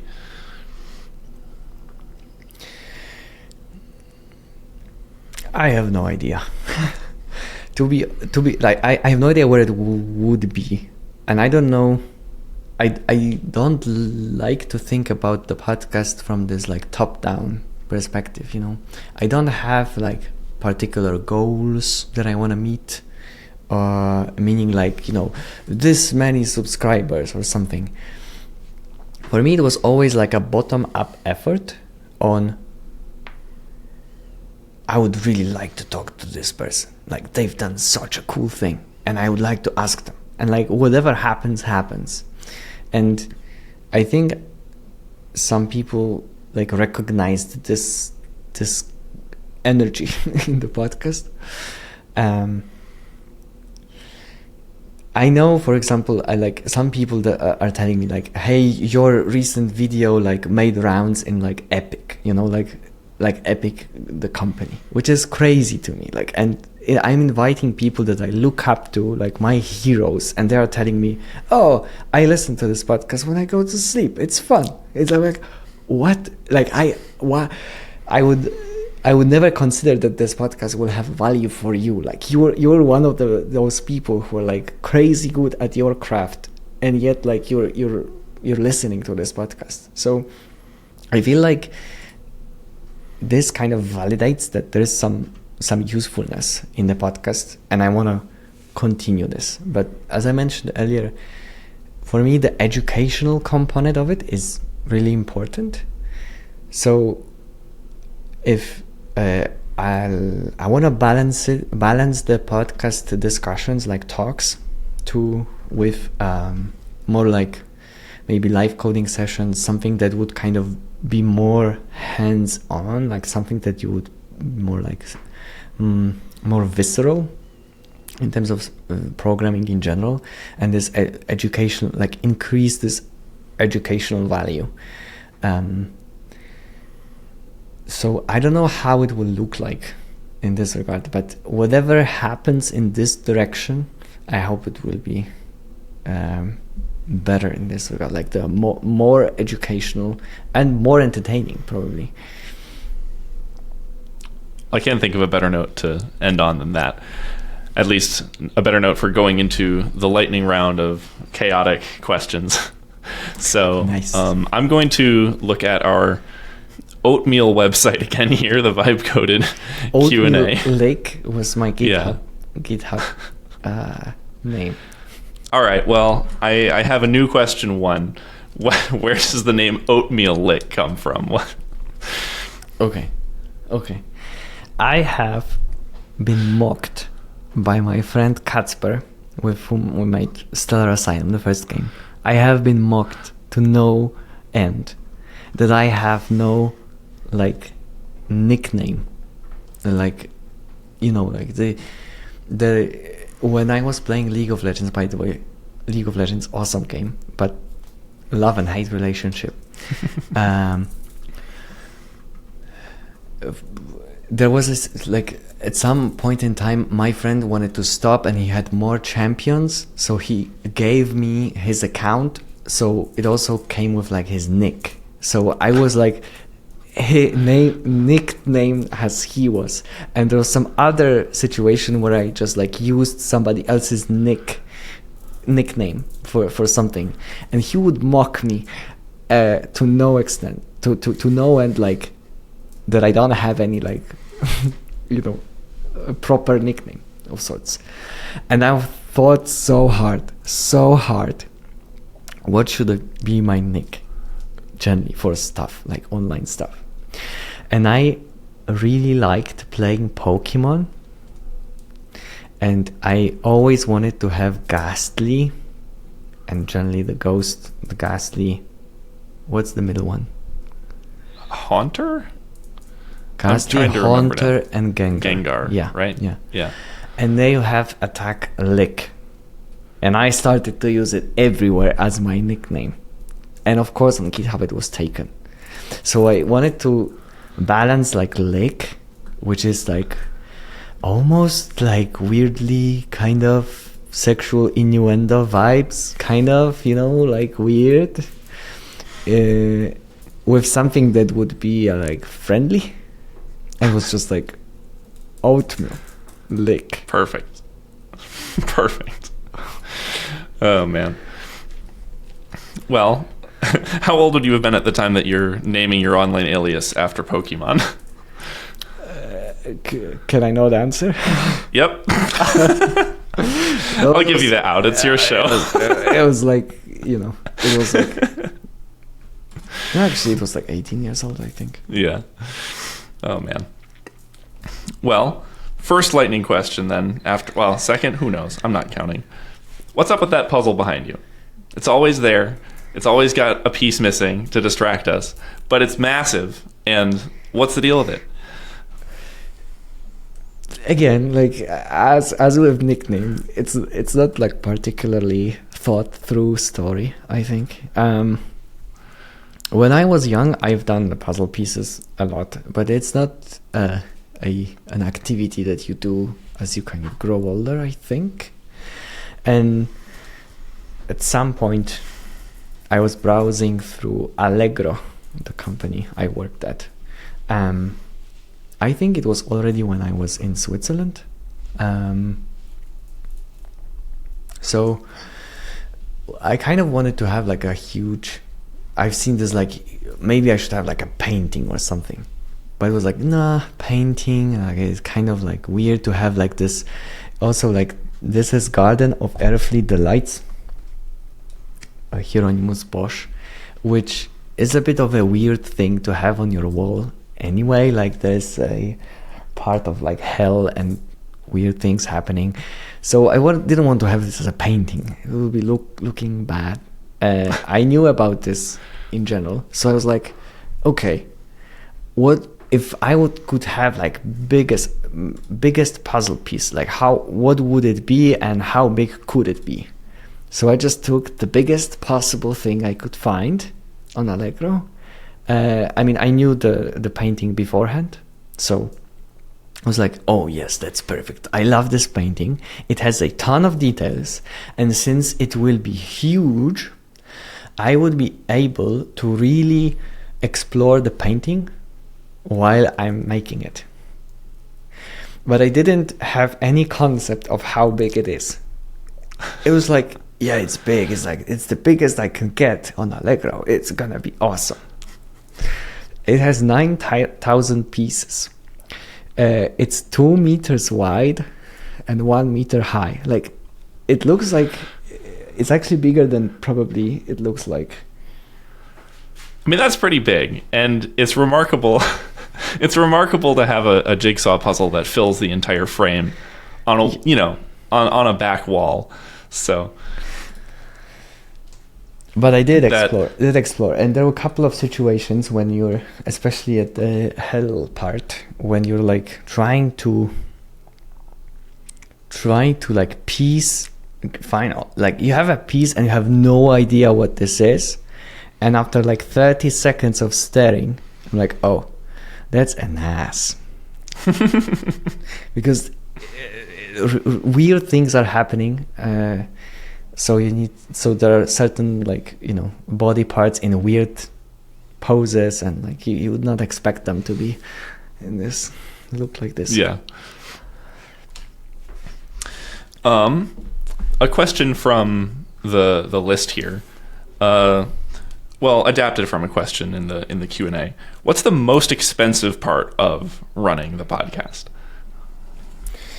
Oh,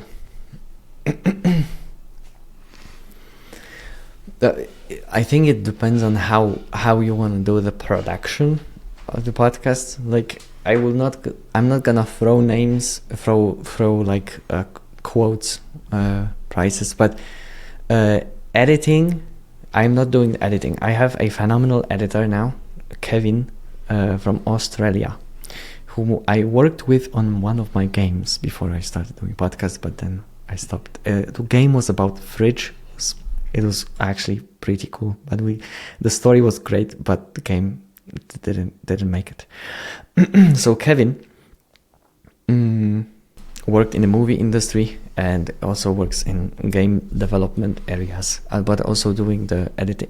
He became the editor for the podcast, and like this is the biggest expense for me, right?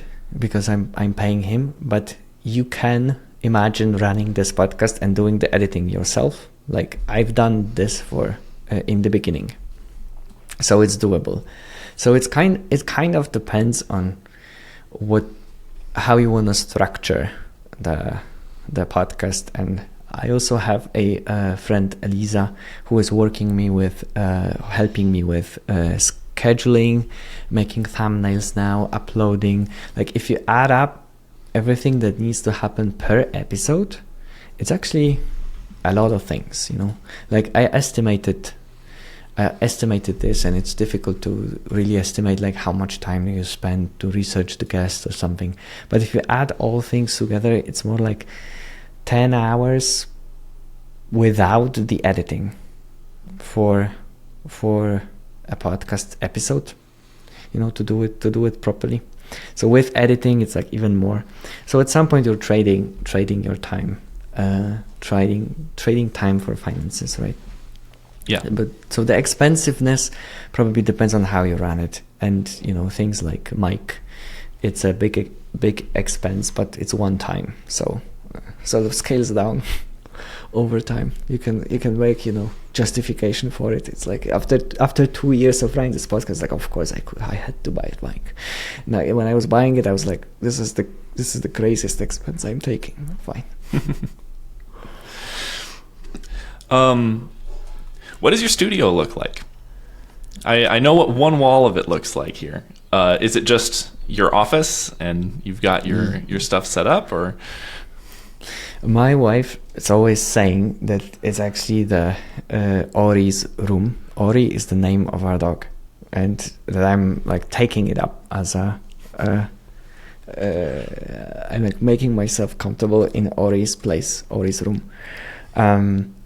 So the studio is just, yeah, you can, it's not that bigger than what you can see really. Like on the other hand, I have like a podcast foam, lights, and you know, standing desk, so I can be standing right now, for example. But it's pretty much bare bones room in like an apartment. It's not sure. It's not fancy. You mentioned your dog, and in the list of questions that we made before this, you volunteered, oh, I could talk about my dog. I have a super aggressive dog. Yes. So what's the deal with your super aggressive dog? So my dog has two sides of it. If you are with him in the apartment, he's like the most cute dog you can think of. It's like 10 kilograms. We adopted him from a shelter when he was 1 year old, and we asked, like, does he have any like problems or issues when we were adopting him, and they said no, not at all, he's perfect. So we drove like 200 kilometers from this place, because it was actually like, okay, my wife is letting the dog in, I will show him.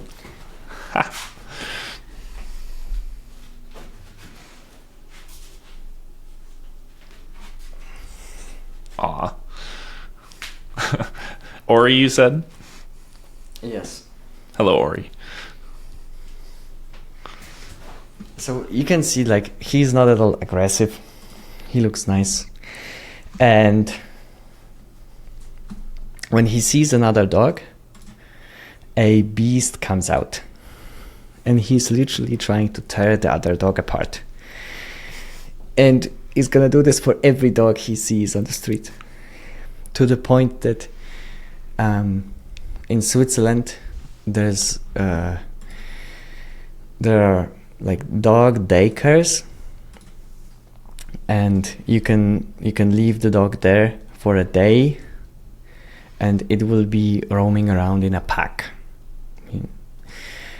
And he failed his second interview. Okay, like, it was we tried two daycares to let him be there, and he's just like not being accepted by the people who run this. And the people who run these daycares, they're tough people. Like, they know how to deal with problematic dogs. So he's quite rough. So we're fighting for leadership, generally speaking. He is a control freak and he needs to control everything. This is why he's reacting very aggressively towards other dogs. He knows he's on the leash. He wants to come there, sniff the butt of the other dog, like accept or not accept him. But he's on the leash and he's just like all out, extremely angry. So that's the dog. Ori.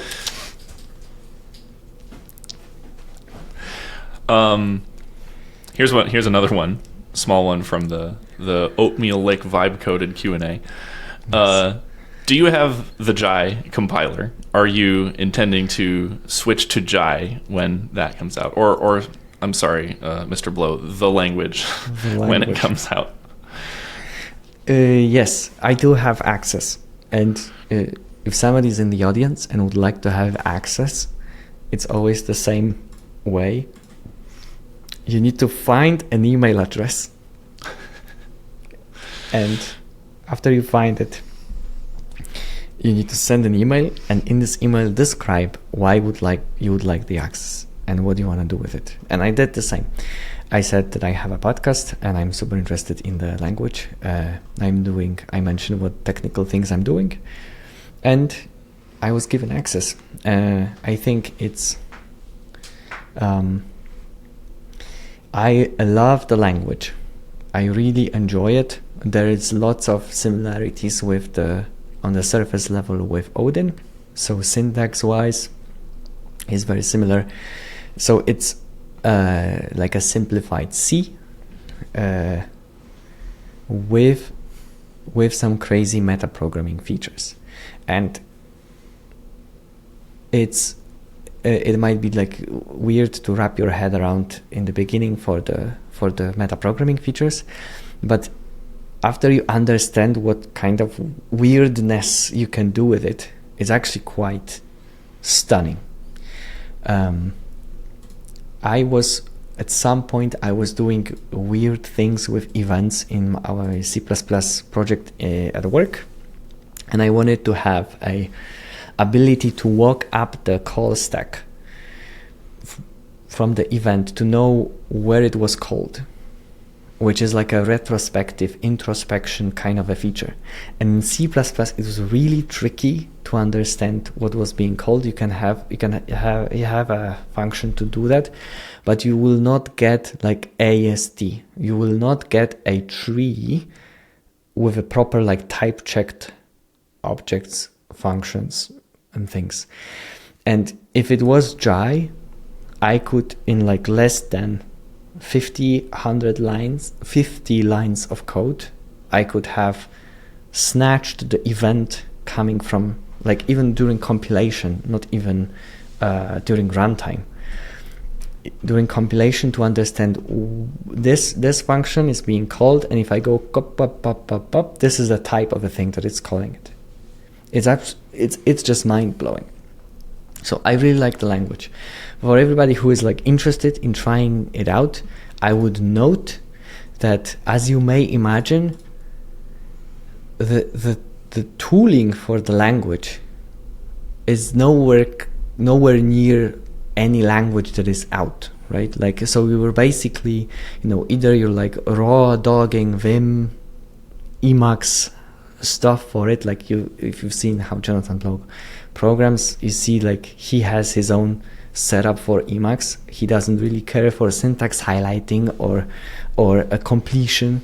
So there are people who contributed in beta to create those parts, but it's not, you will not have like the battery included experience in a Java style fashion, right? So this is just like to kind of like manage the expectations. But I love the language itself.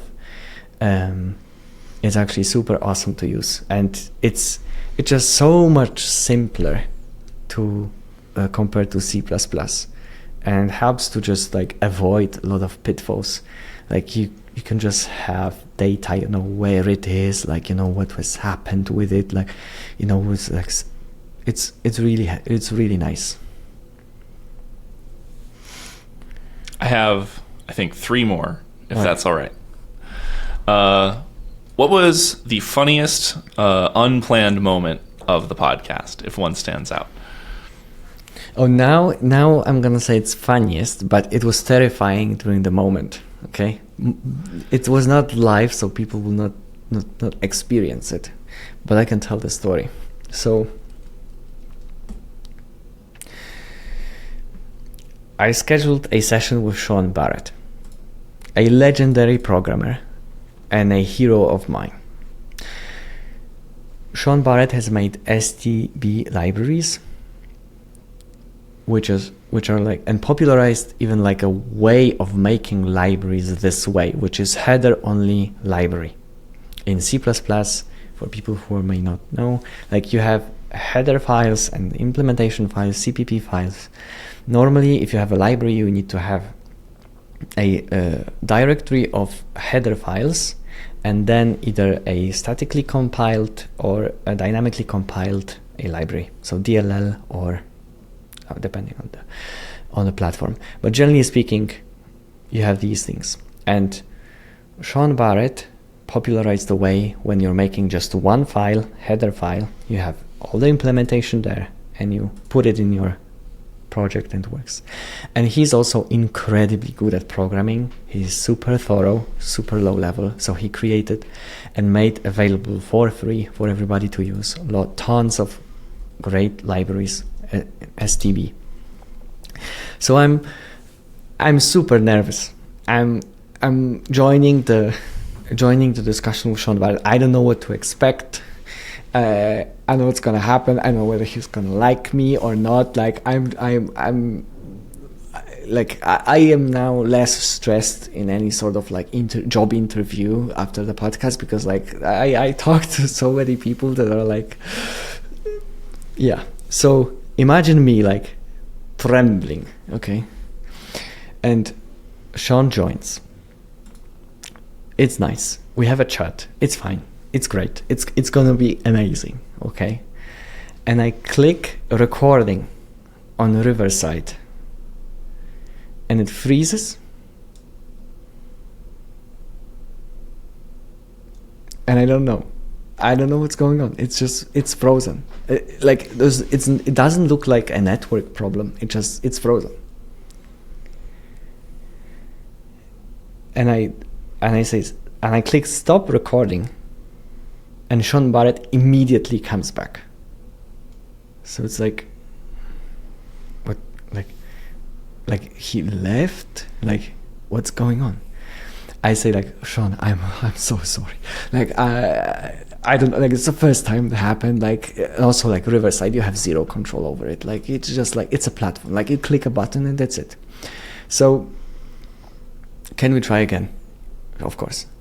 So I try again, and exactly the same thing happens. And I want to disappear, okay? It was like the worst feeling you can get.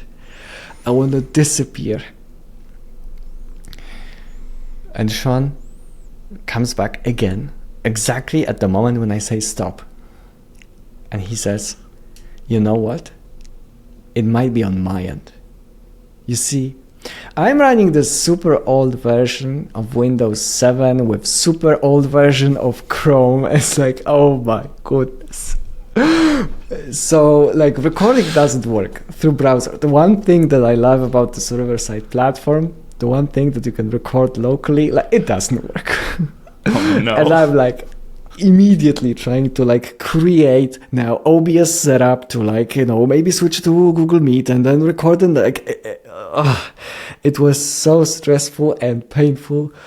I was super scared. And then once I got used to Riverside, which like always will record, I don't need to worry. Now I was like super trembling with fear that something will happen to the recording, that I will just mess it up. I use some weird name and it's gonna go like bonk. So, wow, this was like super super tricky to get done right at the moment. Well, then you went and had about a 5-hour conversation with him. Yes. So And it worked. you better hope that nothing happens to it.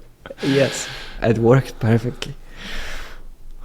Oh, man. Well, I'm glad it worked out in the end. But I'm amazed that it would come back when you click stop recording. I would have expected it to just crash on his end and that's it. But, small one. We're going back to it. Which one's better? Polish cuisine or Swiss cuisine? Polish cuisine is way better, but I would import Swiss cheese. Not even chocolate. Chocolate is amazing, but chocolate is sugar, and I started to eat less sugar. But cheese is perfect. And he has such a variety of cheese, it's incredible. Now, I was going to say, when I hear Swiss cheese as an American, I think of this no. pretty unimpressive cheese with holes in it. But when you say Swiss cheese... Because for some reason, in US, Swiss cheese is a name for a yellow cheese with holes. Like, it's Swiss if it has holes. It's not like that. So there is a variety of different cheese types. Like, you can have them soft and hard, and they can be even for a particular type. Like Gruyere is one of the popular ones, even like outside of Switzerland. You can buy this cheese that was like 6 months old and 9 months old and 12 months old, so you like know, you have like the exact timestamp of how much time it laid in the cellar, and it tastes differently. So the idea would be not the holes one, the variety of Swiss cheese that it's that is there available, definitely. My last question: if you could interview anybody from programming history who is no longer with us, who has since passed away, who would you bring on the show?